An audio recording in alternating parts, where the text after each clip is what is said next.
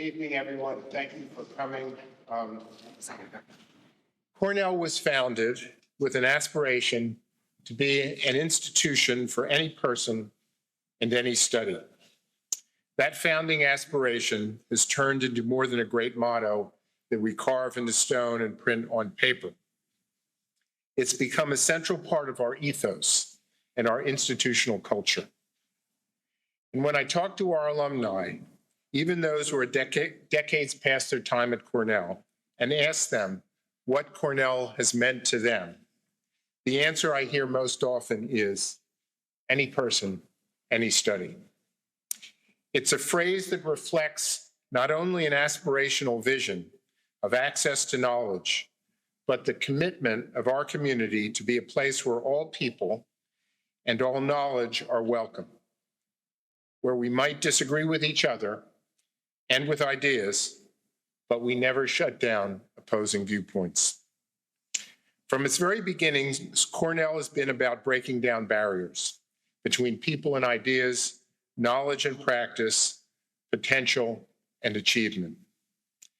Embracing the freedom to discover and explore and share ideas, and learning from the broadest range of perspectives and worldviews.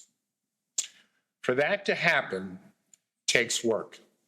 It takes the commitment of our entire community to cultivate a culture of open-mindedness and curiosity and civility, a place where we aren't afraid to disagree, to argue, and to engage in fully civil discourse, and where our commitment to free expression brings with it a parallel responsibility to ensure that opposing opinions, ideas, and perspectives can always be heard.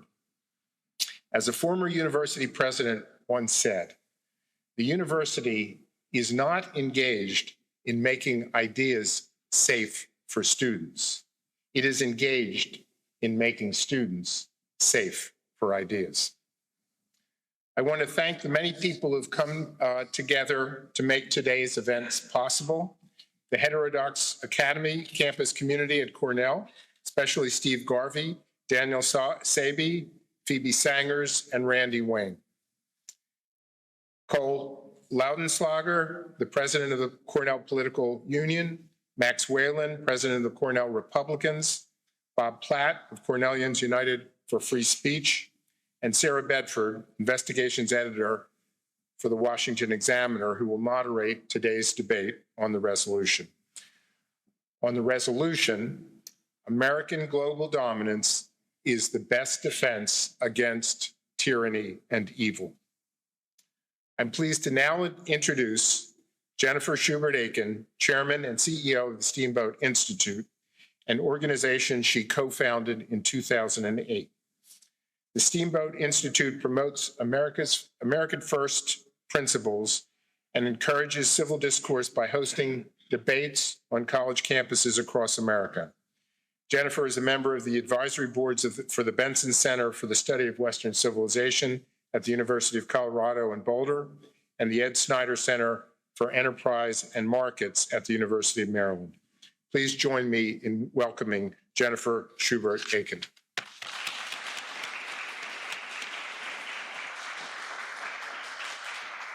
Thank you. Thank you very much. Well, good evening, everyone, and thank you, President Kotlikoff, for hosting us on your absolutely beautiful campus. The last time I was here, it was after a snowstorm that shut down campus, so I'm liking this fall weather a lot more. I would also like to thank, President Kotlikoff did mention, but the Cornell Political Union, Cornellians United for Free Speech, Cornell Republicans, the Cornell Heterodox Academy, and of course, our good friend, Professor Randy Wayne. We've worked with Professor Wayne to bring this, our third debate on the Cornell campus. Professor Wayne is a true champion of civil discourse and ideological diversity, which is not only the essence of a classical liberal education, but it's also necessary to maintain our civil society.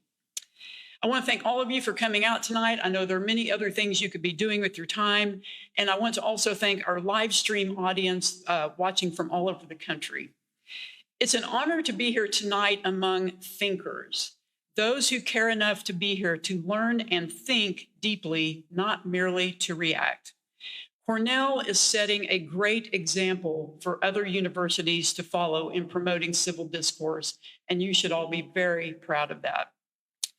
Steamboat Institute was founded in 2008 in Steamboat Springs, Colorado, for the purpose of educating people about America's first principles and fostering an appreciation for the freedom we enjoy as Americans. We have hosted dozens of debates on college campuses across America for the past 7.5 years. Why debates? Well, because civil debate and discourse, not violence, are the key to solving our problems. When we stop talking to each other, bad things happen. Last week, we kicked off our fall Campus Liberty Tour at Virginia Military Institute with a debate on whether the U.S. is experiencing a constitutional crisis. It was a fascinating conversation between George Washington law professor Jonathan Turley and Boston College law professor Daniel Farbman. Over the next several weeks, we will host 4 more debates for a total of 6 debates this semester. Our upcoming debates include next week, October 15th, at the University of Texas at Austin on whether tariffs are beneficial to the economy. October 28th at the University of Maryland on whether the government should ban all diversity, equity, and inclusion programs.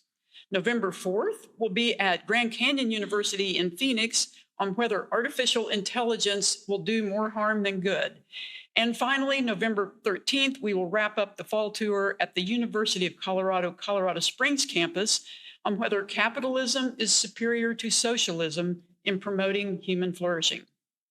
You can view the full debate schedule, including the topics and speakers, at steamboatinstitute.org, and be sure to pick up one of the flyers we had here this evening. With all of our debates, you can register to watch live from anywhere in the country. Just go to steamboatinstitute.org and sign up for a free viewing link. Get some friends together, watch our debate, continue the conversation with your own debate. And of course, all of our previous debates are available on Steamboat Institute's YouTube channel, the entire catalog of dozens and dozens of debates.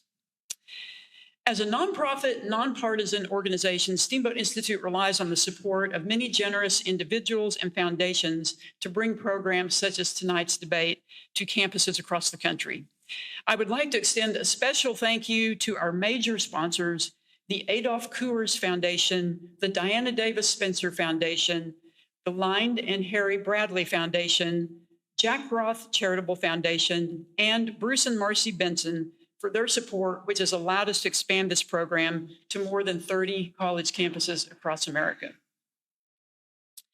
As we approach the 250th anniversary of the founding of our nation, we have an opportunity to reflect on our nation's history and how America has survived over 2.5 centuries, including wars and global conflicts. With chaos and uncertainty in many areas of the globe, Russia and Ukraine, Israel and Hamas, Chinese aggression in Southeast Asia, the crux of U.S. foreign policy and national security centers around the extent to which America should be involved in resolving these conflicts and preventing new ones. Tonight's program will examine this important question with a fair and balanced debate on the following resolution. Be it resolved, American global dominance is the best defense against tyranny and evil. We invite all of our audience members to respond with your views on this resolution. Agree, disagree, or undecided before the debate begins using the QR code provided. We will then ask your opinion again after the debate is over to see if your opinions have changed. You will see there are monitors on either side of the room here where we will show a poll with your real-time voting results. So it's okay to pull out your phone. This is one case where it's not rude to pull out your phone. And be sure to vote on this debate resolution because we want to know your opinions before the debate begins, and then we'll do it again at the end. Okay, now, I would like to introduce our speakers and moderator for this evening. So let's welcome them to the stage. And while they remain seated, I will introduce each of them. So welcome, panel.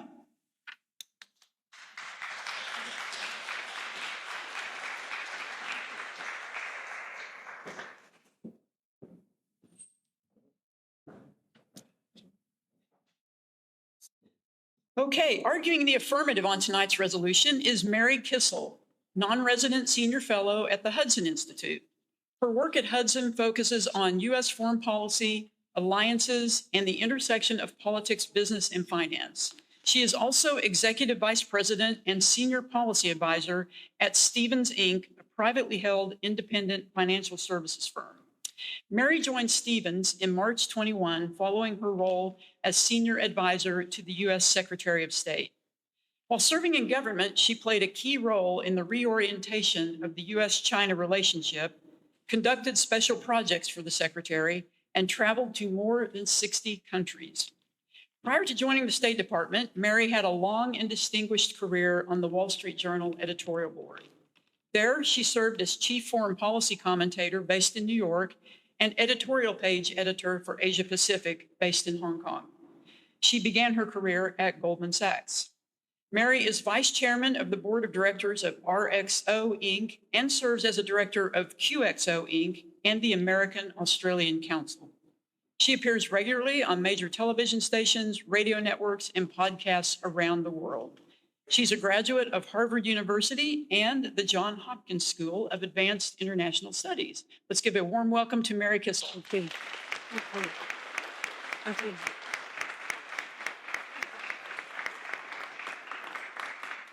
Arguing the negative on tonight's resolution is Justin Logan, Director of Defense and Foreign Policy Studies at the Cato Institute.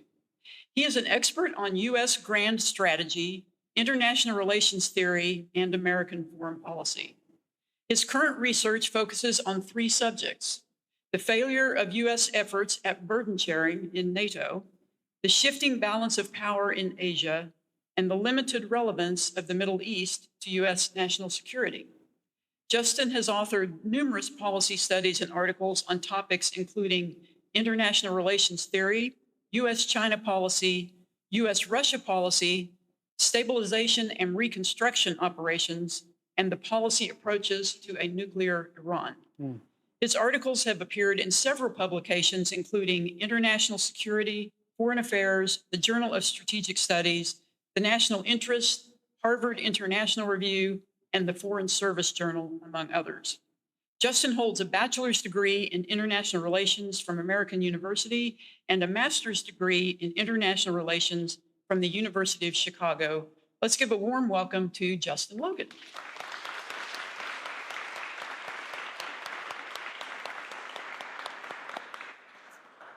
Our moderator for this evening's debate is Sarah Bedford, investigations editor for the Washington Examiner and Tony Blankley Fellow with the Steamboat Institute. Sarah previously served as a White House reporter for CNN. She was a Robert Novak Journalism Fellow at the Fund for American Studies, is a graduate of the National Journalism Center Fellowship Program, and attended George Washington University. And now I'm going to turn it over to Sarah to begin tonight's discussion.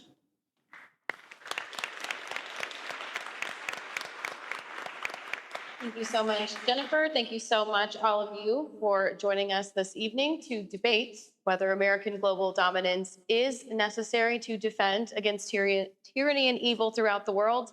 Please don't forget to submit your questions using the QR code during this first part of the debate. And I am going to invite Mary to deliver her opening statement. Thank you, Sarah.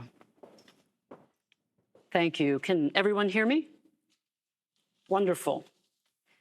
Ladies and gentlemen, we are gathered here tonight to answer a timely and essential question, one that will impact you, your children, and your grandchildren, and their children. Is American global dominance truly the best defense against tyranny and evil? Or in Cornellian terms, does America do the greatest good? Happily, the answer is yes. First, the very nature of our country is different. For thousands of years, the world has been ruled by tyrants, monarchs, and violent tribes. The United States was created by men who explicitly wanted to break this awful cycle.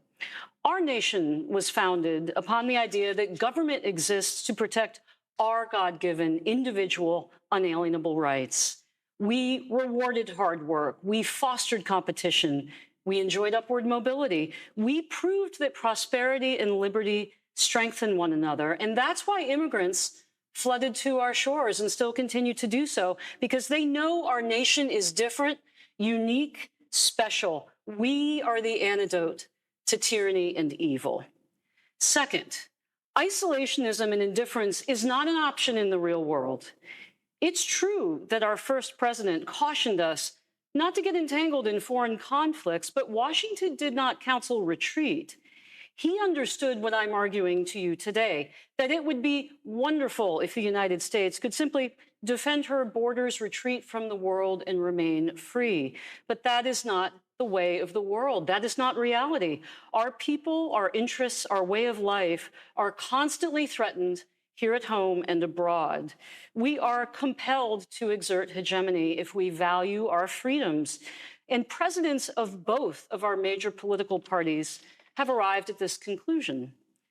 Third, the way we counter threats is fundamentally good. When the sleeping giant of America is awakened, we seek not empire nor tribute. We combat tyranny and evil. We build alliances. We open economies. We don't dominate, we liberate. We are true to our founding. But hey, don't take my word for it. Consider the historical record. In the last century, American power broke the back of fascism and midwifed the great democracies of Asia. American deterrence helped collapse Soviet totalitarianism, freeing millions. American military might allowed a global trading system to flourish, helping billions escape poverty and disease. And it was American courage that promoted human rights and held genocidal regimes like Hitler's Germany and today's Xi's China to account. In contrast, every time the United States stepped back from leadership, tyranny fills the void. We saw it in Vietnam, in Cambodia, in Lebanon, in Libya, Syria, Cuba, Venezuela, Nicaragua, Ukraine, and we see it now in communist China. Now, critics claim American dominance breeds resentment, that we somehow provoke enemy actions, that we can't afford to defend our freedoms, or we should just let someone else take up the mantle. We make too many mistakes in war, and thus American power is always and everywhere evil and bad. They even assert that, hey, it wouldn't be so bad if Beijing dominated the world. These are arguments that ignore our economic potential, that misrepresent and underestimate our enemies' intentions, and overestimate the will and the capacity of our friends. Ladies and gentlemen, there is no alternative to American power that would protect our freedoms. Is American global dominance the best defense against tyranny and evil? Our nature, the reality of the world we live in, and the historical record all point to one answer: yes.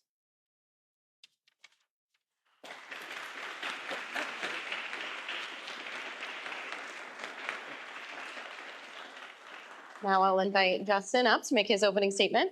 Thank you. All right. Thank you very much. Thanks. I'd like to thank Steamboat. I'd like to thank everyone here on the panel, and I'd like to thank all of you for being here. This has been quite a encouraging thing for an old geezer like me to see a bunch of people interested in international politics. In my opening statement, I want to focus on three basic points. One, I want to push this resolution. I want to invite you to think about what we're debating today.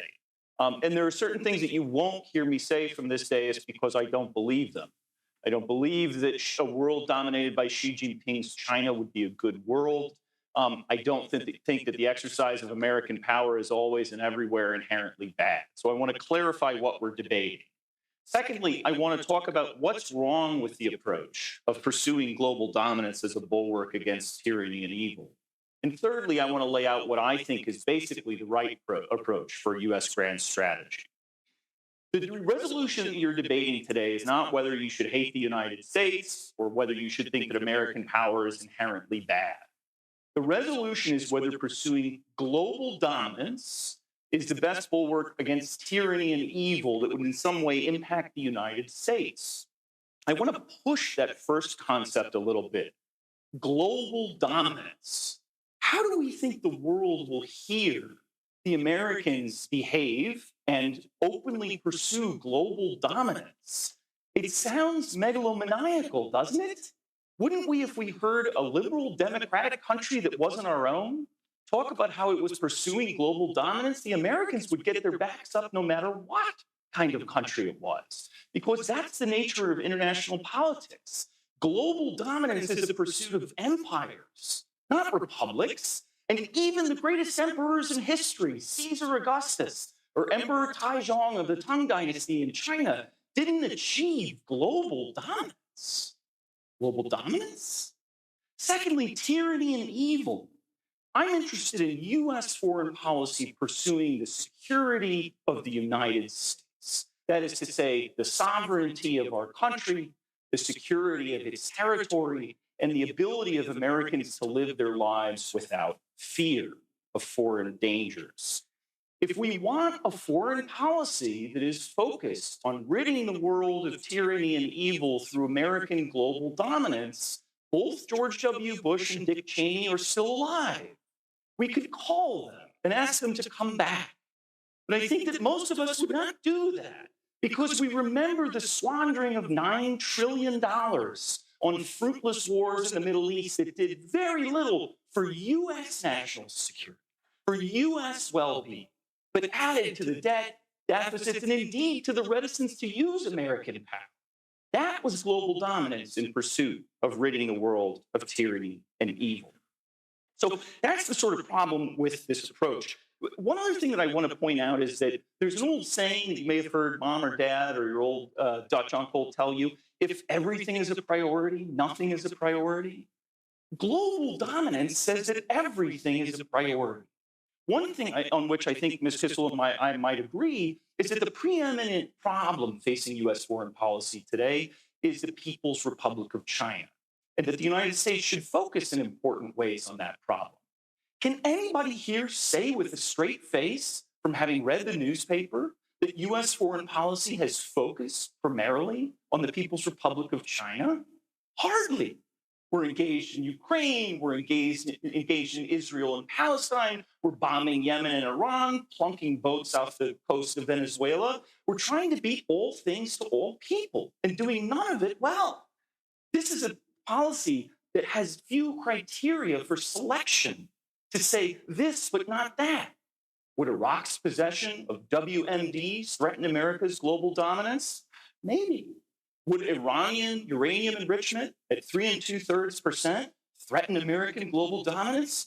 Possibly. And on and on and on.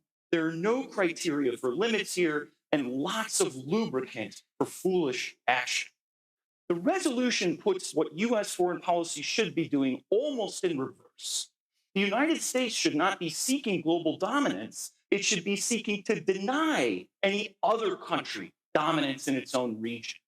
This pursuit has a noble track record. In World War I, we didn't want Kaiser Wilhelm to dominate Europe. In World War II, we didn't want Adolf Hitler to dominate Europe. And in the Cold War, we didn't want Joseph Stalin or any of his successors to dominate Europe. That is a successful approach. It is an approach that is small r Republican, and it is an approach that we should return to. Thank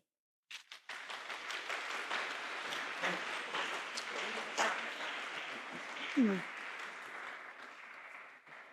Thank you both for those opening statements. And where I want to start is, when I think of tyranny and evil in the context of this resolution, I think first of Nazi Germany in World War II, and I think of the fall of the Soviet Union at the end of the Cold War. And what emerged from the latter was what the late Charles Krauthammer called the unipolar moment. And much of the foreign policy establishment in both parties really tried to make that moment last. Many people would argue that it's over. My first question is to you, Mary. Is this post-war world order that is now many decades old still the best model for today's challenges? Well, I don't know if I'm educated enough to answer a question that grand, Sarah. But I do want to address the framing of my debate opponent here. I think the word dominance is a very loaded question. And the way that my opponent phrased it is dominance by war and oppression. But like it or not, we are economically dominant by virtue of our capitalist system, our productivity, our innovation, our risk-taking. Like it or not, the US dollar is the world's reserve currency, not because we forced it on anyone, but because other countries saw the benefit in adopting the dollar. Like it or not, countries want to partner with us as allies and friends, not because we force them to, but because they come to us and ask us. When I worked at the State Department, for instance, many in the room won't believe this, but it was Brussels that came to us and said, we'd like to form a US-EU commission on the China threat. We think that that's a really big deal. That was many years ago now. So I guess I would encourage us to think and really examine, what do these words actually mean in the context? But to answer your question, Sarah, I think that the world order that we experienced after 1991 was an anomaly where we forgot that we have nation-state enemies, people who want to dominate us and kill us. It's just the truth of the world. And I think one of the most important things that President Trump did, well, actually it was Nadia Shadlow in 2018 with the National Security Strategy. She said, the war on terror was in a way a distraction. It's still important, but it's not the big threat that we face. Last point I'll make. Framing this as US-China is also not reflective of the reality of the world. In fact, that's what Beijing wants us to think. They want us to talk in bilateral terms. That's not what's going on. We don't face communist China. We face a condominium of China, Russia, Iran, Pakistan, North Korea, versus free nations of the world and allies. So as you think about these debate questions, I would just encourage us to think about it in that context of what's actually happening on the ground. Justin, I'd like to invite you to sort of weigh in on the idea that the post-war world order is still should be primarily the lens through which we view foreign policy. And I'm asking, more specifically about NATO. We have a president now who has de-emphasized the role of NATO, questioned whether the commitments are providing the same strategic value now as they did many decades ago. But NATO has also been a remarkable engine of stability for the world. I mean, just look at how infrequently Article 5 has ever had to be invoked. It's a testament to the strength of the deterrence value of NATO. Where do you fall on the enduring value of that sort of model? Yeah, I squirm a little bit talking about orders. I think international politics is inherently disorderly. I think the post-Cold War era was uniquely orderly, but it was about power. You hear this nonsense made-up phrase, the rules-based liberal international order, at the risk of revealing my intellectual pedigree. It was about American power, for good or ill. It wasn't about rules. It wasn't about liberalism.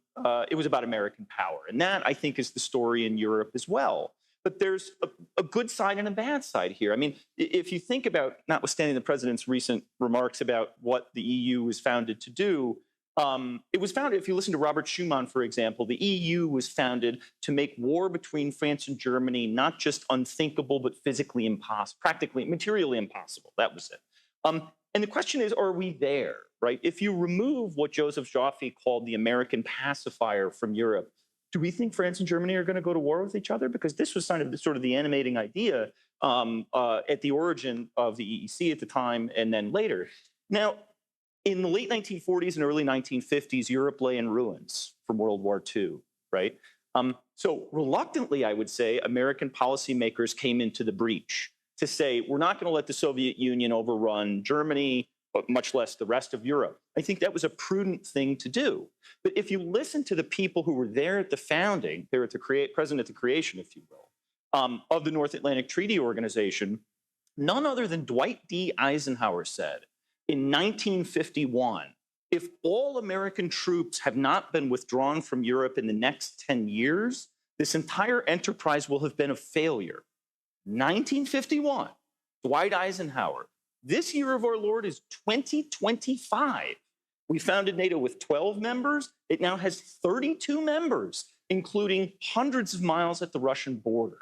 So I think we've come so far from, again, this sort of counter-hegemonic approach of denying any country the dominance of Europe to dallying with trying to dominate it ourselves, that we've come really a long way. I want you dovetailed nicely into my next question, actually. I want to zoom in now on Ukraine. Obviously, that has become a bit of a partisan political football in domestic politics here in the US. But that aside, I wondered if one of the arguments for US involvement in Ukraine is actually an argument against NATO, which is that, the US should be supportive of Ukraine now in the capacity that it is to prevent Putin from becoming emboldened to take further incursions into NATO countries and drawing the US into an all-out war. But to the average American, I mean, the polls reflect a lot of skepticism. There's a lot of questions about the direct benefit of Ukraine. And then there's questions about if US is overextended on its security commitments. Do we get dragged into conflicts like Ukraine where there isn't an easily articulable American interest? And so I first want to pose that to you, Mary. What's the one sentence question? The one sentence question is, does the conflict in Ukraine reveal anything about the folly of a modern expanded NATO, as Justin pointed out? Does the folly well, first of all, I think I just want to make a point about your framing. President Trump has been deeply supportive of NATO. In fact, how many of you know that NATO unanimously supported the United States withdrawal from the INF Treaty? Any hands in the audience? How many of you knew that? Just a few, because it runs entirely counter to the idea that the president is supportive of NATO. In fact, they are unanimously behind us. It is an incredibly well-functioning organization. It's been a great deterrent, as you say, to Russia. Now, is Ukraine somehow a pawn between NATO and Russia? Is the war something that we can simply abandon and let Europe deal with? I wish that were the case. But yet again, you have to ask the question, what happens if the United States was not providing Ukraine ISR, intelligence, surveillance, and reconnaissance? Did you know that without our ISR, Ukraine would be entirely unable to fight because they wouldn't have any targeting information? We've been doing that for them for years. Who do you think would step into the breach besides Putin? Well, that would be China. Who do you think wants to rebuild Syria? China. Do you really think this is just about Putin? It's not. Now, does the United States have a direct interest in Ukraine? Meaning, do we rely on their grain like Lebanon does? No, of course we don't. Do we need their people to populate our universities? No, we don't. We don't need them in that way. But the world is an interconnected world, and you have to understand the nature of your opponent. And Vladimir Putin desires empire. Russia has desired empire since the days of Peter the Great. Now, it doesn't mean that he can't be deterred. But if you look at the historical record, what was the one period when Putin did not invade another sovereign country? It was the first Trump administration. Why was that? Because we took away his money, because we sanctioned his inner circle, because, as I said, we withdrew from treaties that he was breaking, because we kicked his spies out of Britain, the United States, and other allied states, because we showed him that when he helped Syria use chemical weapons against his people, there would be consequences, and he didn't act. So we can successfully deter people like Vladimir Putin. We do it not just through NATO, but we do it through American leadership. And if we hadn't been there doing that, I think the full-scale invasion of Ukraine would have happened much faster. And we know that he has designs beyond Ukraine. Now, some may say that doesn't matter. Let Russia dominate Europe. Europe is our largest trading partner. What would that look like for the American economy and for graduates if Europe came under Russia's sway? These are the kinds of questions and follow-on implications. You have to pull at these strings because it is not as simple as saying, should Ukraine is it just a buffer state? It's much more complicated than that. Justin, I want to invite you to weigh in on this argument about, even though there might not be a direct economic or national security interest in Ukraine, that there are still all of these knock-on implications that make it worth getting involved in. Yeah, I'll say a couple things about sort of the interrelationship of all these things. One hears in Washington frequently this idea that, there is this block, particularly of Russia, China, North Korea, and Iran. And if you look at the Russia-China relationship, for example, that's not a very natural relationship. You look at a map and you say they have a big border, they have kind of a dotty history, they've fought some wars there. Why are they so close? And if you look at how close they are and when they've gotten more close, the answer is quite striking. It's after the Russian invasion of Ukraine. Now, what happened there? Well, as we heard, the United States imposed lots of sanctions on Russia, limited its ability to export petroleum, for example. One or maybe others of our friends in Europe blew up a piece of NATO infrastructure that was supplying Russian gas by pipelines to Germany. Still a little murky exactly what happened there. But it's since that point that the Russia-China relationship has really blossomed. And this is about the least vexing thing you could possibly imagine, right? A cornered rat doesn't have a lot of options. And that's why you've seen the Russian-China relationship blossom, really. If we think that's a problem, we have to acknowledge the fact that US policy helped push these countries together. Now, you can say, it's worth it. That's something completely legitimate that you can argue if that's what you think, but you shouldn't wave it off, right? This is a function in large part of US policy, and a different US policy could have different implications there. On Ukraine qua Ukraine, the United States has spent, when the whole game is up on this thing, hundreds of billions of dollars that we don't have, that will be my kids or maybe your kids will wind up paying. If you look at where the lines have moved, they have not moved dramatically in years, but we continue to distribute the money that was allocated last year. I don't think there's going to be a new supplemental. And if you remember, in the fall of 2022, the chairman of the Joint Chiefs of Staff, Mark Milley, said, hey, this is probably a good time to negotiate. The Ukrainians had outperformed expectations. They had fought back the Russians. And in retrospect, that was the high watermark for Ukraine. But we're on this idea, this maximalist idea, this global dominance idea, if you will, that we should keep going, keep pressing on. And since then, Ukraine has lost tons of people.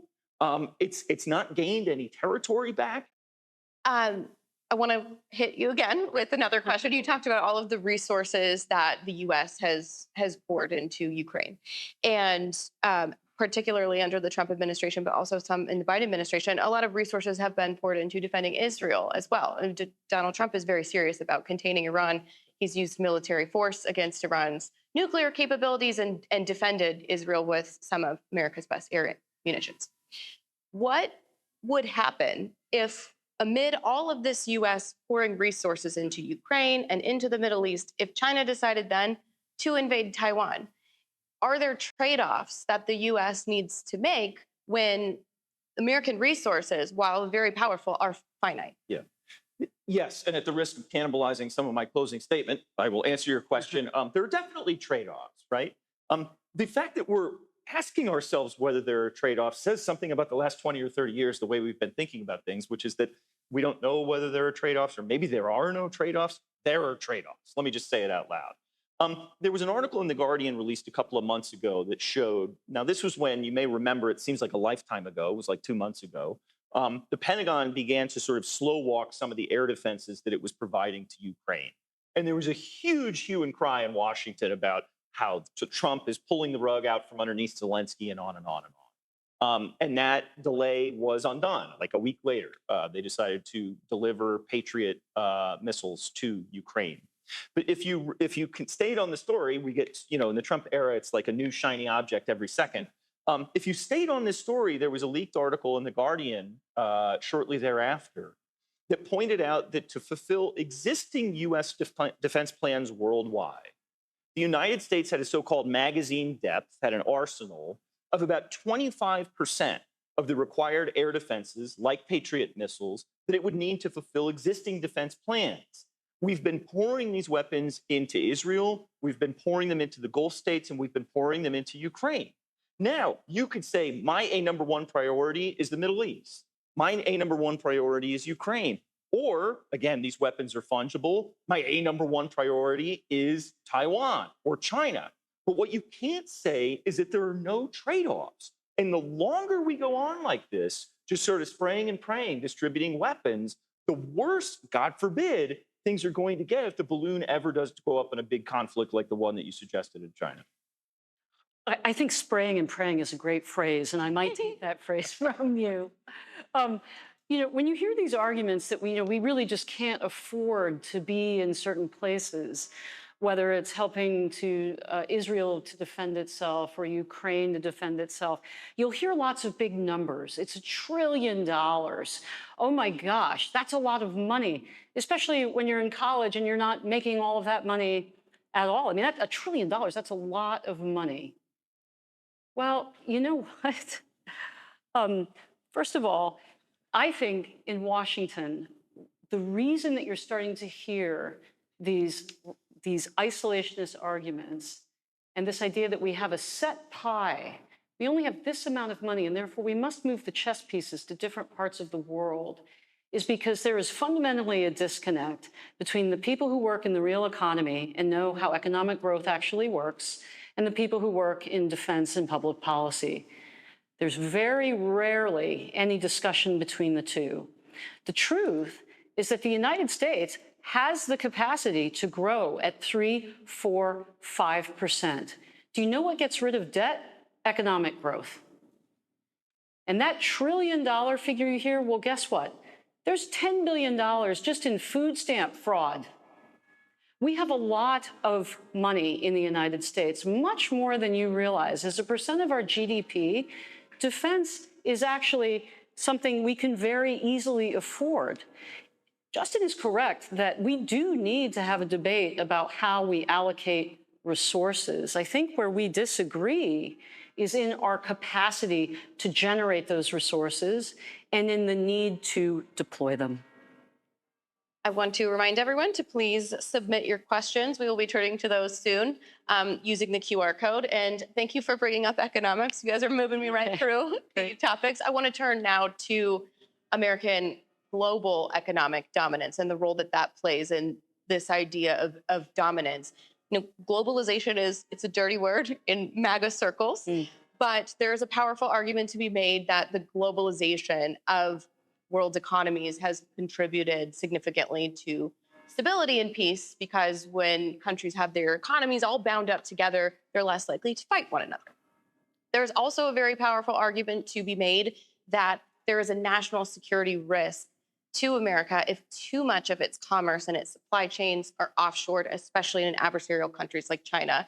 So I would like to hear how each of you, we could start with Justin, where do you fall on that? Does American global dominance require a manufacturing and economic renewal at home first? I'm going to pretend to answer your question, but answer it in the way that I heard it. Like a true pro. Yes, right. I said it out loud, though, which is bad. So I think that this question of, and I'll use sort of like nonsense business school catchphrases, like resiliency and redundancy, right? Or what we've talked about. You talked about supply chains being so integrated, particularly vis-a-vis countries that we don't get along with terribly well. Let's just say China. And this worry about, you mentioned sort of a restoration of American manufacturing. Let's put it somewhat differently and say diversification from China, right?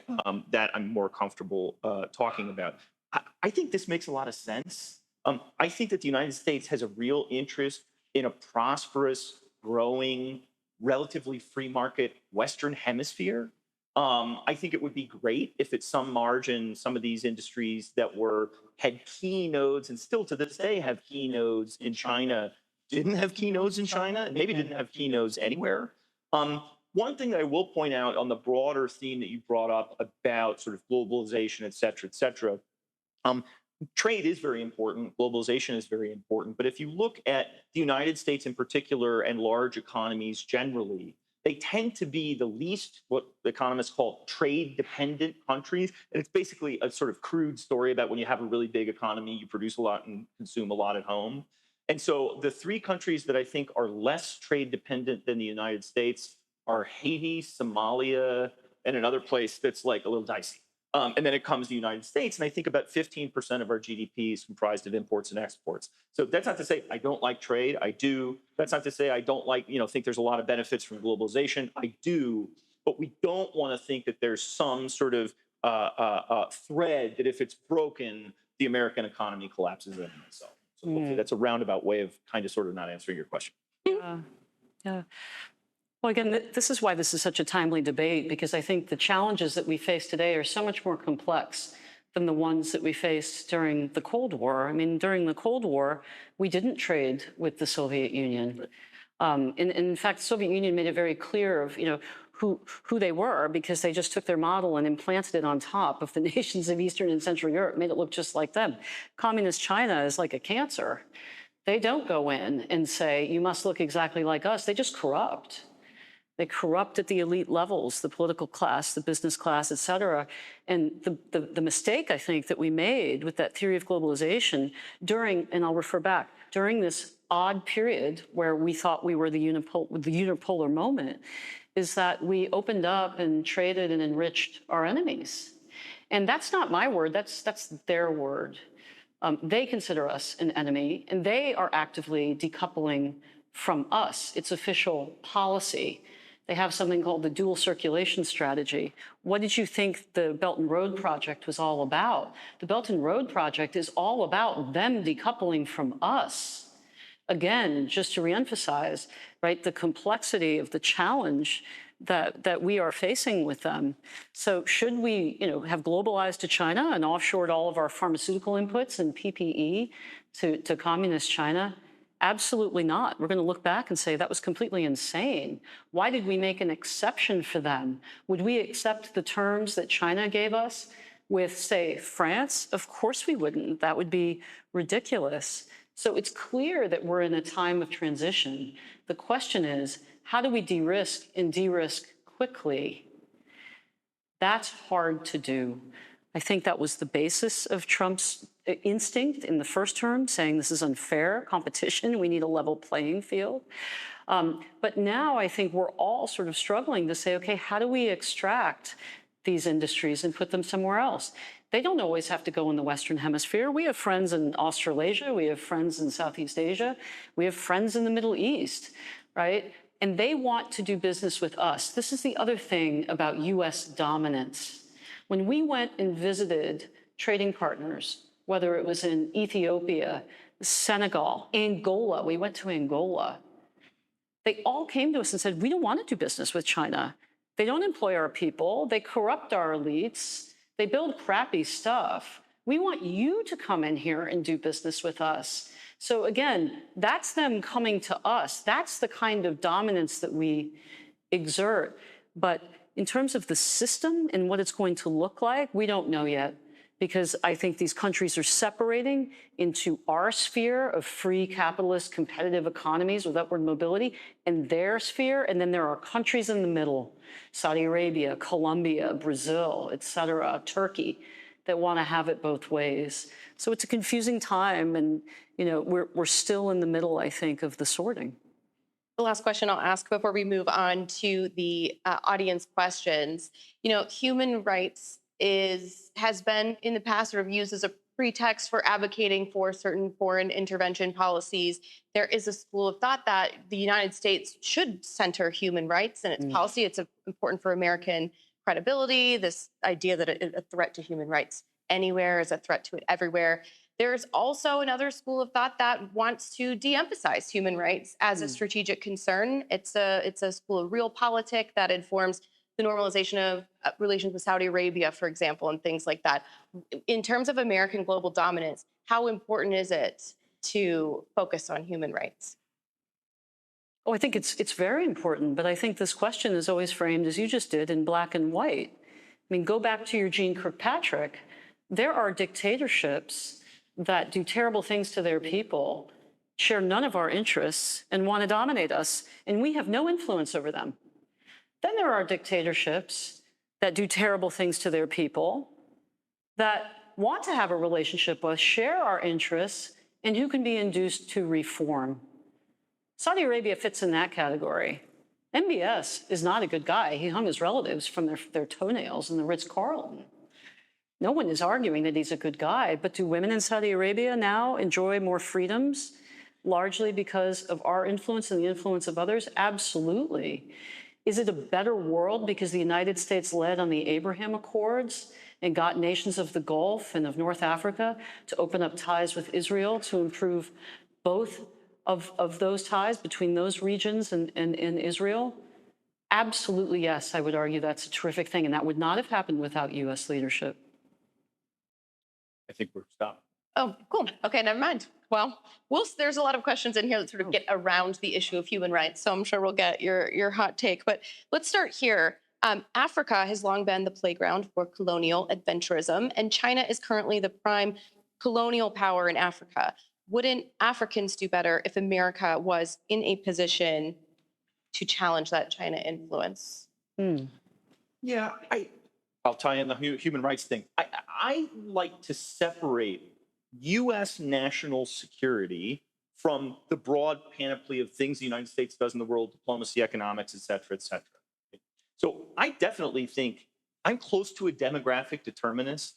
If I've sort of hinted I'm kind of a China hawk, if you want me to tell the bad story about China, it's a demographic story. They're doomed. Turns out the one China policy had huge consequences. And even after they removed the policy, it's sticky. People are still having one kid. So that's a huge thing. And if I'm a demographic determinist, I have to think that Africa is important, right? Because basically the only place on earth they're making lots of babies still is in Africa. If you look at Nigeria, if you look at Ethiopia, for example, these countries are going to grow. Nigeria, I think, is going to be the 4th largest country by population in the world this century. So I think it would be wonderful for humanity, wonderful for them, wonderful for the United States if these countries grew and had relatively stable governance. I think trade is great, a great vehicle for that. I think encouraging them without making it about our national security to have relatively liberal, relatively capitalist governance at home would be good for that growth.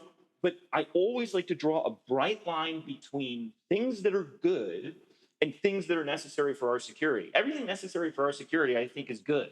But not everything that I think is good, I think, is necessary for our national security. And that brings back to the human rights piece, which I can tie in, which is that, yes, the United States should be, and the founders, we heard about the founders before, were constant about this, all the rhetoric about a new Zion, et cetera, right? They wanted to break away from the international politics of intrigue they viewed, particularly continental Europe, as being captive to. So I think, yes, the United States should diplomatically stand up for human rights, should condemn human rights violations, which are still going on in huge numbers in Saudi Arabia, if we're being honest. But what we don't want to do is to make human rights questions about our security. And too often we tell a story where what's going on over there is actually about us. And that causes everything to get screwed up in people's minds in Washington, D.C., because when we make it about our national security, it changes how we think about these problems. So even when it came to humanitarian intervention, which is a thing that comes up, I'm not ipso facto opposed to humanitarian intervention. But what I would want to hear is a story about how, at an acceptable cost, we could produce a political equilibrium that is superior and clearly superior to the one that preceded it. And if you put those kind of stringent terms on these things, the cases fall apart all that often. But I'm open to that. I think we should stand for human rights. But when we have foreign policies that are too big, we tend to be like, yeah, well, that horrible dictator over there isn't that horrible because he's like a friend of ours. But I don't think it's a coincidence that our greatest enemy have the worst human rights records. I think those things are linked. I think we can have a responsible, prudent foreign policy that is also true to our values. And without the United States doing things like declaring crimes against humanity and genocide in Xinjiang, no one else would. I hate to break it to you, but the United States, Britain, and Australia are the only countries, and Israel, that stand up and do the right thing because it's the right thing to do. We're the only ones in the world. Did the goal of trying to achieve dominance and hegemony help contribute to historic strategic blunders made by America in Vietnam and in the Middle East? We can start with Justin. Yeah. Yes. Absolutely. No one is arguing that America is perfect. Far from it. I think on my side, what I'm arguing is The nature of our system of government, the founding principles, the way that we have behaved throughout history is different. And there's one other point that I want to make sure that I get in here, because we're talking about issues as if the threat is somewhere else. It's overseas. It's way far away. That's not true. I'll give you one example. China, with the Salt Typhoon and the Volt Typhoon hacks, can listen to your phone calls. They can read your text messages. They are burrowed into all of our major infrastructure. How many of you knew that? Oh, wow, this is an awesome audience. Okay, very good. For those of you on camera, you got to come to Cornell because they pay attention to what's going on. They could turn it all off now. We have never faced such a serious national security threat. So the idea that somehow the threat is way far away and the next war is going to look like the last war, I think that's a nonsense. And that's another reason why you want American dominance in the economic sphere and abroad, not because we impose it, not because I support George W. Bush democratization projects. I'm not a fantasist that thinks that the world is going to look like a utopia where everyone can enjoy our freedoms in our lifetimes. It's not how it's going to happen. But what I can say is that there is no other force for good in the world that has the capacity and the will to protect our freedoms. And we cannot retreat behind our borders. Our threat is already here. We have to be realistic about the threats that we face today. Just a real quick coda to that. I would suggest that the reason 3/4 of the people in this room hadn't heard that China owns your phone is because we're not focused narrowly on US national security. We're focused on global dominance. And I bet you heard a lot about Ukraine, a lot about Israel, Palestine that didn't pertain to the way you live here in Ithaca. And that's because we're making everything in the world about this broader project. How is the Trump administration's current immigration policies related to American global dominance? Whoever would like to take a crack at that first. Oh, wow. Well, immigration has been the source of our prosperity. The fact that we attract the best and the brightest, the fact that, places like Cornell attract students from all over the world, that you get the best education in the world. I mean, that is clearly a source of national strength. So in that sense, right, immigration, of course, has been the cornerstone of our country. We've always embraced immigrants, but we also have always been careful to screen immigrants. I don't think anybody would argue that we should just open our borders at all times to all people. We don't want infiltration, terrorists, criminals, et cetera. But I think the challenge with Trump too, well, actually with any administration, is that you have to address the other side. You have to fix the legal immigration system. And no one wins political office on that. If he did, we would have President Jeb Bush. And we never had, remember? He said you have to have a big heart when he wanted to fix the legal immigration system and he ran for president on that and he failed. So my fear is that we're gonna have a real crisis, something really bad happen for us to wake up and really be serious about addressing both sides of immigration, the illegal and the legal pathways. Basically, You guys agree on that one? Yeah, we agree on that one. That's good. This one was directed to Justin, but Mary, I'd also love you to weigh in. No. Should the U.S. have eliminated USAID given the role of soft power that it's historically played? So I have weird views on this question. Maybe they will anathematize me. The arguments about USAID, like Doge was a weird thing. You may have noticed. They went about it. Elon's kind of a weird guy. You may have noticed that too. They went about it in a weird way, on and on. But you heard 4 different arguments about USAID. So if you imagine the political science people here, the 2x2, right? One is that USAID is actually Henry Kissinger. And the other is that USAID is actually Mother Teresa. It's bad because it's Henry Kissinger. It's bad because it's Mother Teresa. It's good because it's Henry Kissinger. It's good because it's Mother Teresa. I like the Mother Teresa parts of USAID. Development aid has a very bad track record in terms of causing development. But there are all sorts of things that we can do that are like not sexy. Mosquito nets to prevent malaria, which cost like nothing. Talk about rounding errors in the federal budget. This is like absolutely nothing. So I kind of, which sound, I've sort of been the Neanderthal realist. to this point. I sort of like the Mother Teresa parts. I think they win us a little bit of good press and goodwill and do something in a cosmic sense that's good in the world. And I think there is a big Henry Kissinger part there that I get a little swirly about. I like to have U.S. diplomacy run through the U.S. State Department. I'm like the only person in D.C. who believes that, but I do. So I would have kept the Mother Teresa part and gotten rid of all the Henry Kissinger part. And that's my sort of views. Mary, what do you think about the? Yeah, I mean, I worked with USAID a lot. There are a lot of good people at USAID that want to do good in the world. But yet again, this just reinforces my argument.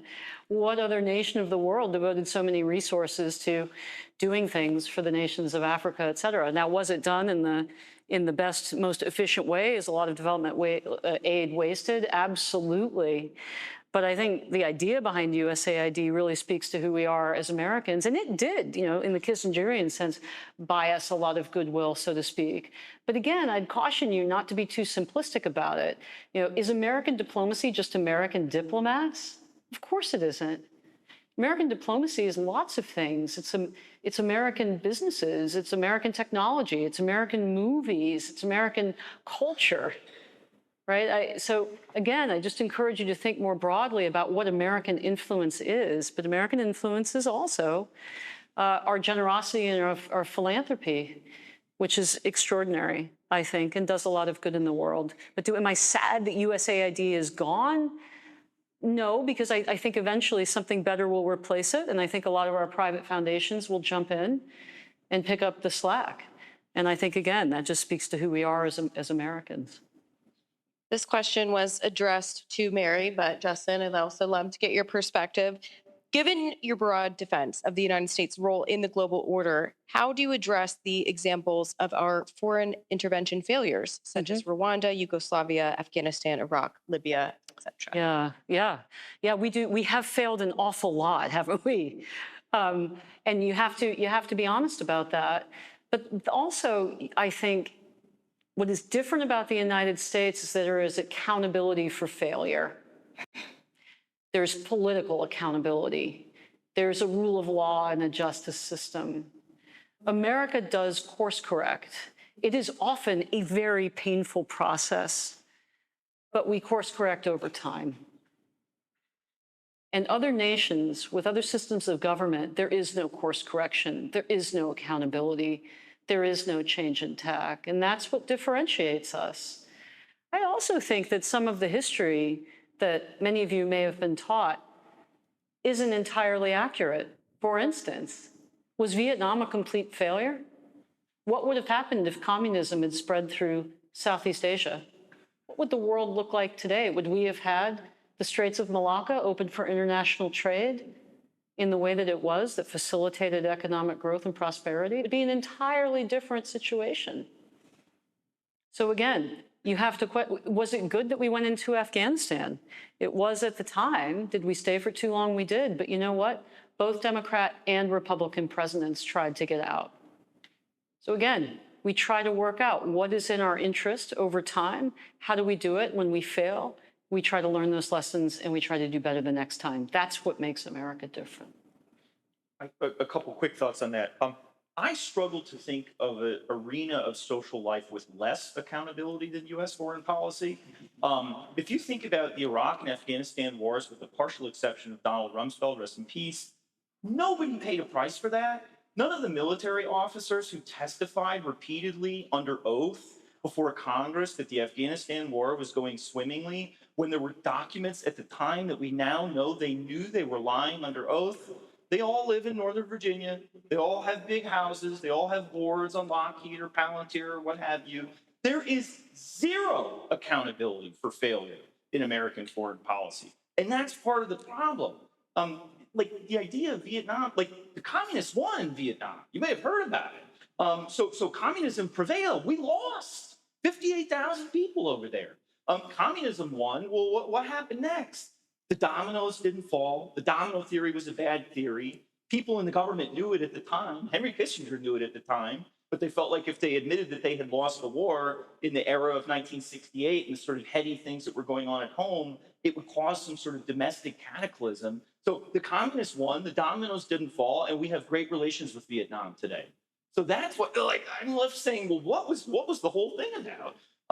And then to bring this home, right, like we're talking about tyranny and evil, and big foreign policies contain within them tyranny and evil and defenses of tyranny and evil. And I'm not like a Howard Zinn guy, right? I don't think my country's really evil, but any country running as big of a foreign policy as we run covers up a genocide in Bangladesh, like Henry Kissinger did in 1963. Supports Saddam Hussein, who invaded Iran and fought a war of aggression there for 8 years in the 1980s. Covered up for death squads in El Salvador that killed a Catholic priest while he was saying mass and slaughtered hundreds of women and children in a convent. Like, this international politics is a nasty, messy business, and the bigger your policies are, the nastier and messier they get. So I think we've just got to count. There's all sorts of good things that the United States has done in the world, but these big ideas that we get hopped up on sometimes leave a lot of corpses in their wake too. Why should U.S. military equipment, especially outdated and soon to be scrapped equipment, sit idly in the U.S. when it could be used to wear down our enemies in Russia and the Middle East? You like to start? I don't know. I think it's crazy. I mean, we're degrading one of our biggest enemies, a massive nuclear power, at no human cost to the United States. I don't know. I think that there's a lot of U.S. materiel that is rotting in warehouses. I struggle to think of a big platform where we've got a huge warehouse full of things that are pertinent to the type of combat that's taking place in somewhere like Ukraine. There was an argument, I mean, if you take, like, this is getting a little boring and wonky, but like early on in the conflict, 155 rounds, you've heard about them, they're very old-fashioned, right? War was supposed to be transformed. In fact, it looks a lot like war has looked over time. And so, like, 155 millimeter artillery rounds, we couldn't produce them fast enough. We didn't have them in warehouses, right? And now we're just sort of starting to spin up 155 rounds at a time where what's causing most deaths on both sides of the battlefield in Ukraine today is drones. So we're a little bit like behind the 8 ball in terms of like, oh, we need 155 rounds. 3 years later, we're producing 155 rounds. And that's not the sort of signal thing that people need. So it's quite, I'm kind of not getting what it is that we have in large numbers that we're not supplying, and I'm struggling to come up with things. Airplanes. Well, Is there a risk, though? You know, the United States poured an enormous amount of equipment into Afghanistan, for example, wasn't able to recover all of it. Now it's in the hands of the Taliban. That's not the only time that American equipment has ended up in enemy hands or on the black market. You know, is there a risk of taking that stuff from the warehouse? That is such a great example, because that was a choice. That was a choice that President Biden made to withdraw in that way. And there was a consequence. He lost re-election. Well, sorry, Kamala lost re-election. But was Kamala running the country the whole time? Is there a difference? Who knows? Who knows? How does cybersecurity play a role in U.S. national security? We talked earlier about China having a sort of little hand in everyone's cell phone. That's not been so much of the conversation about what American global dominance looks like for the rest of the 21st century. How big a piece of the pie should that be? Go ahead, Jess, please. I am not a cybersecurity expert. But I do, look, it's new means to do old things, right? Surveillance, reconnaissance, subterfuge, espionage have always been with us. It's just a case that now, you know, there's bits and digital information that, you know, it's not a matter of agents running around on the ground as much as it is agents, you know, in the back end of your computers. So I think that it's a very interesting, from outside as a non-expert, and sort of arms race to watch, right? If you have missiles, then missile defenses counter those missiles, then they figure out how to make the missiles evade missile defenses, and on and on. And this is a very similar thing where you have offense in the cyber realm, defense in the cyber realm, and every innovation is producing a symmetric innovation on the other side, God willing, both on offense and defense. So I found it very interesting, but I don't know that there's like a fundamental transformation in international politics wrought by cybersecurity. It's just the young people who know how to turn their computers on, unlike me, need to get connected into how to do this stuff, I think. You know, that's such an interesting question. I'll just take one word that Justin used, espionage. The way that we do espionage today is completely outdated. You have two problems. Number one, we can't infiltrate other countries because they can immediately tell who you are just by your gait and by their other kinds of means. On the other hand, we have so much open source information that we can sometimes get better insights through open source. So our cyber capabilities are going to become the thing that we use to get information on our enemies, even much more so than today. The way we fight wars is completely transforming. Justin mentioned drones in Ukraine. I mean, do we really need, big guys running down the beaches, storming the sands? No, we probably need guys sitting in trucks, working drones. Much of it will be automated. It will be more precise. We will kill fewer civilians because we'll have different and more targeted capabilities. The way that we fight is changing tremendously. You won't have fighter jet pilots. It'll all be automated. You might have one system with lots of drones. So, our cyber capabilities, this is why the AI race is so important, because we have to win it. Because if we don't win it, we won't be able to defend ourselves. So I think it's a great and really, really important question. We've been focusing tonight on international perspectives about American global dominance, and I'd add expert perspectives of American global dominance. But in the current political climate, what do you think would be the American citizens' perspective if we did decide to act out a vision of American global dominance? What would their response be? And I'd add, in this partisan polarized moment, are we capable of a sort of rally around the flag ethos that underpinned some of this American unipolarity, I suppose, in the past? I mean, I'll say really briefly and really cynically that, my initial cut was to say if a Republican president did it, Democrats would oppose it. And if a Democratic president did it, Republicans would oppose it. But I think you are seeing weird generational shifts. Apologies to the people in the room who are way younger than me. The right is starting to get some dissent on the Middle East, for example. Like historically, it was like Democrats support Ukraine, Republicans don't. And on the Middle East, it was historically Republicans support Israel and Democrats don't.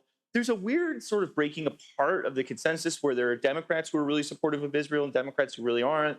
There were lots of Republicans who were really supportive of Israel, and there were Republicans who were starting to ask impertinent questions about the U.S.-Israel relationship. So I there's so many weird things going on in American politics. It used to be that race could tell you a lot about who you would vote for. And if you look at the 2024 election, gender became super important, where you had huge splits between Hispanic women, Hispanic men, black men, white, on and on and on. And I think there's a weird generational thing happening where people who came up on the last 20 or so years of foreign policy are really have kind of a bad taste in their mouth and are looking at all sorts of problems in their lives at home and saying, what are we doing again? I think it's very interesting how our allies are reacting as we pull back in certain arena, right? For instance, there wasn't a Gaza peace plan until the United States proposed one, a 20-point plan. Why not? Where was the leadership? When we said to Europe, you know what, we might just let you defend yourselves. What was their reaction? It wasn't, oh, thank God you're leaving. It's, oh my God, what are you doing? No, let's get together and talk about it, because they know how indispensable we are. So I don't know. Maybe I should just leave it at that. We should take as many questions as we can. Sure. I think we're coming to the end of this question period, but this is definitely an interesting one. Does the massacre of Christians in Nigeria and the lack of a U.S. response so far challenge the idea of global dominance relating to defending our beliefs and morals? And I think this gets back to the sort of human rights question that we started this round with. I think it's monstrous, personally. You're starting to hear, particularly Congress people, I think there's a Riley Moore from West Virginia put out a statement on it. It's good. You know, one of the things that American politicians can do is just shed a light on things, right? We're not going to go to war with Nigeria. We're not going to invade Nigeria. But I do think that, like, bringing it up in every meeting has a certain something to be said for it. And it's not just, look, I'm Roman Catholic. It's a lot of Catholics in Nigeria that are getting slaughtered. I care about it in a unique way. But there are all sorts of minorities. I mean, you can go on and on and on from so many different countries and look at minority groups that are being persecuted. And I think we should speak sort of with one voice consistently about that. While even, again, I think just honestly reconciling with, we think this is really bad. And in cases where we literally don't have an option to do anything about it, still saying it's really bad and just being honest about things. Yeah, but again, that's the beauty of our system, and that's American leadership. Why are we even talking? Why do you guys even know about that if you're not from Nigeria?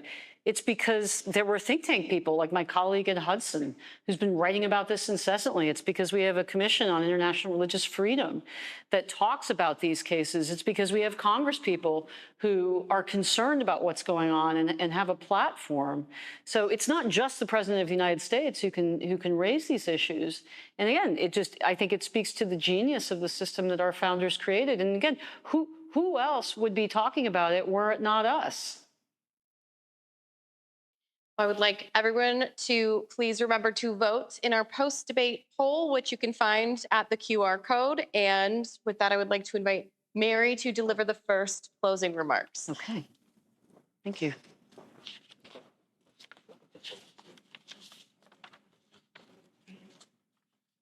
Ladies and gentlemen, we began tonight with an essential question. Is American global dominance the best defense against tyranny and evil? And you've heard two competing visions. One argues that the U.S. should and can retreat from the world, that we're too flawed, we're too stretched, or maybe too arrogant to lead. The other, mine, recognizes that the world that we live in is unkind, unfair, and unsafe unless someone stands for freedom. History tells us clearly that someone must be America because there is no one else. Now, I want to return to where I began in my opening statement. The nature of our republic is unique in human history. Unique even among other democracies, unique even amongst our friends. We were founded to liberate individuals, to break this cycle of tyranny. Now, that may be hard to perceive in the social media age, where outrage passes as news and almost everything you read and hear is critical of the United States. And I urge you to see through that. Step back, read widely, travel abroad, live abroad if you can, think critically, and you will find that we are by nature good. We're not perfect, but our essence is good. We liberate, we build, we are the antidote to tyranny and evil. And we simply cannot escape the realities of the world. Consider the historical record, as we've discussed. The threats we face today are different. They're more complex. They're not comparable to the Cold War. We live in an age of hypersonic missiles, of cyber attacks, of AI running military operations. We live during a time, as we discussed, where communist China can shut down all of our major infrastructure right now. We live in an era where enemy states are banding together to dominate us and to erase our freedoms. And we know that because they say so.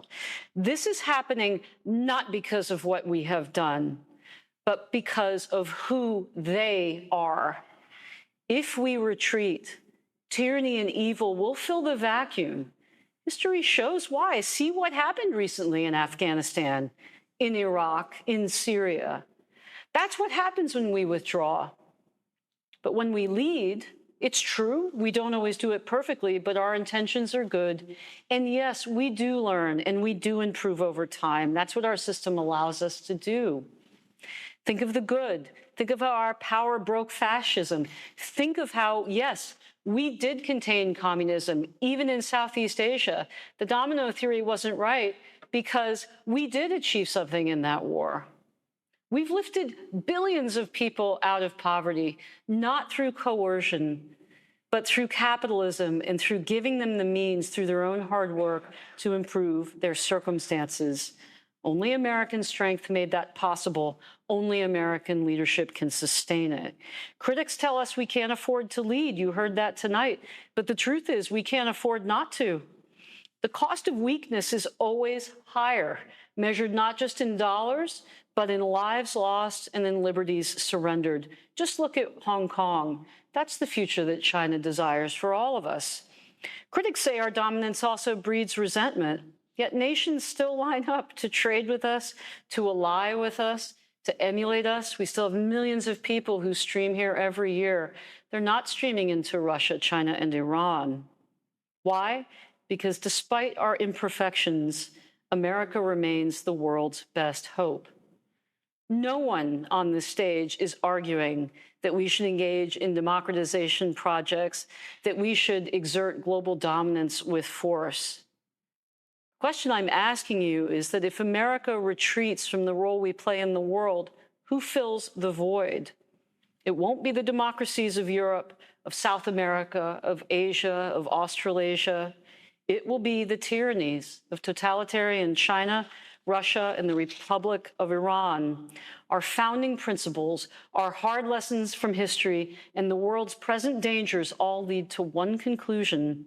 American global dominance is not a threat to peace. It is peace's greatest guarantor. And that is why tonight I affirm, and I hope you'll join me, that yes, American global leadership is the best defense against tyranny and evil. Thank you.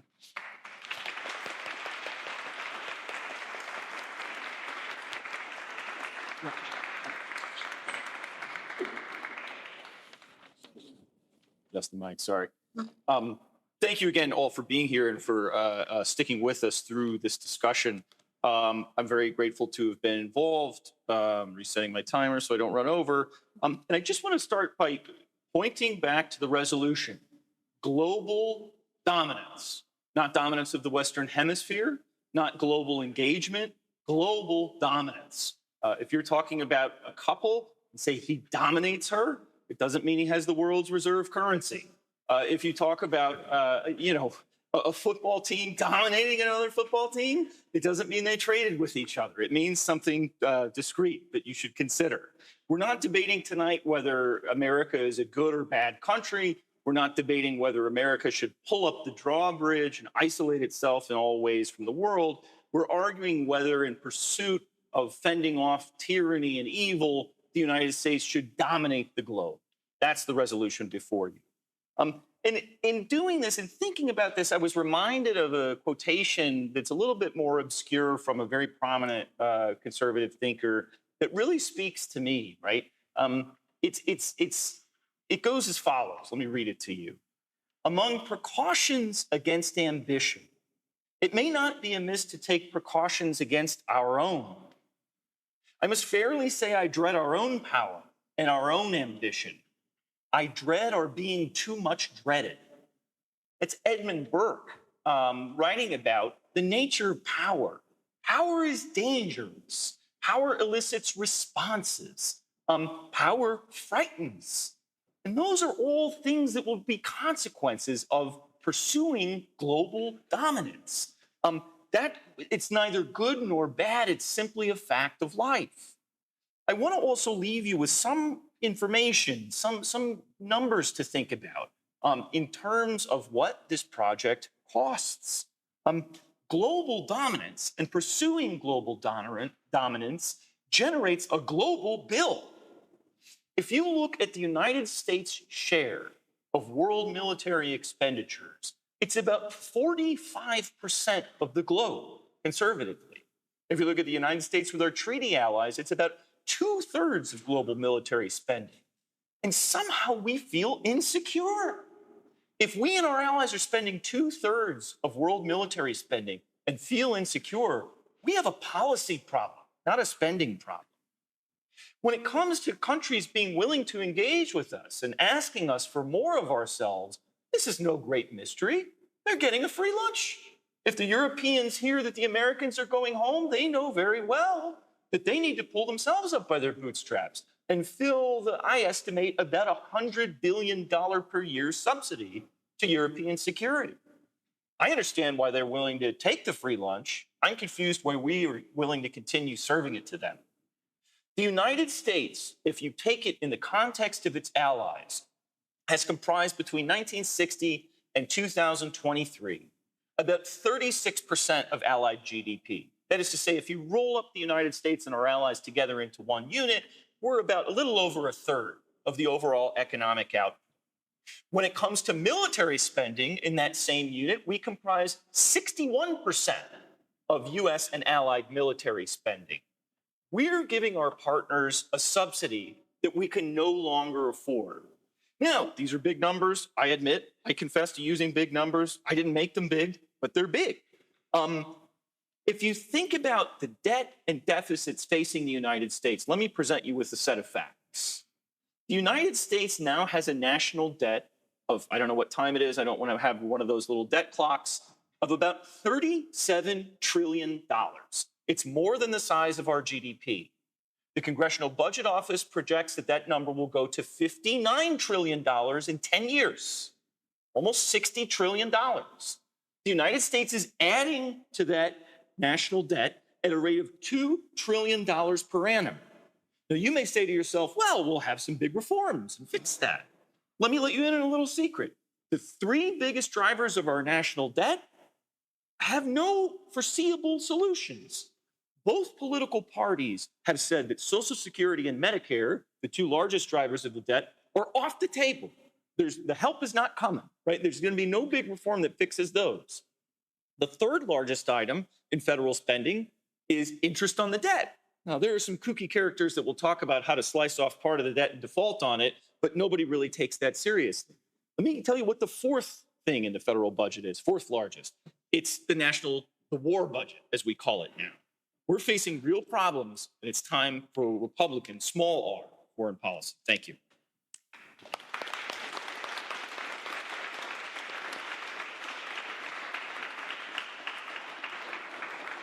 Thank you all so much for being here. That concludes our debate. Now, Jennifer's going to come up and give some closing remarks, and let's go ahead and see what the results of the pre and post debate poll are.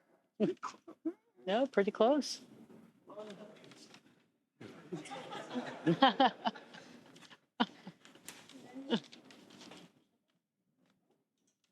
Yeah, pretty good. Pretty even. Okay, I'm trying to see here. Started with 40, I believe it was 48 in support of the resolution, and we're now currently at, what is it, 42? 42, it's still changing. We're now up to Oh my gosh. 48 to 50. It's really close. Anybody tell me if I'm wrong? So we're currently at, it went from 3. I can't say it. It's moving while we're talking. Okay. So moderator, what do you think? That is, Justin made up a lot of ground, but if my eyes see correctly, I believe that Mary has a narrow victory. Yeah, there we go. Okay. Well, thank you for a great debate. Very quickly, if I can just have 1 to 2 more minutes of your time, I want to again thank our panelists for this great discussion. Let's hear it for our panelists and our moderator. Justin, really fun. Thank you. I want to say a huge thanks again to Cornell President Michael Kotlikoff, Professor Randy Wayne, the Cornell Political Union, and all the other groups that helped make it possible for us to bring this debate. Also, a special thanks to the Adolph Coors Foundation. If you enjoyed this evening's debate, I will mention Steamboat Institute is a nonprofit, nonpartisan organization. We would love to have your financial support to make further debates possible, to bring civil debate and discourse to campuses all over America. Go to steamboatinstitute.org to make your contribution. Also go to our YouTube channel. Tonight's debate will be available in its entirety on our YouTube channel within the next 48 hours. We also do lots of short clips. Would love for you to share that. To those of you watching online, thanks for tuning in. For those of you with us here in person, great crowd tonight. We would love to have you join us for refreshments and visit with our speakers. So please stick around. Thank you again for coming. We appreciate your support. But I just have to cut in that while Jennifer was talking, I think the that was a results move. have actually changed. Yeah, that was a move. And it turns out that Justin is actually I'm winning. our very narrow winner. Yeah, there we It's go. a very Florida 2000 situation. You have to have a recount. Yeah. Mail-in ballots, you know. Tough to get done. That was a was lot of wild. fun, you guys.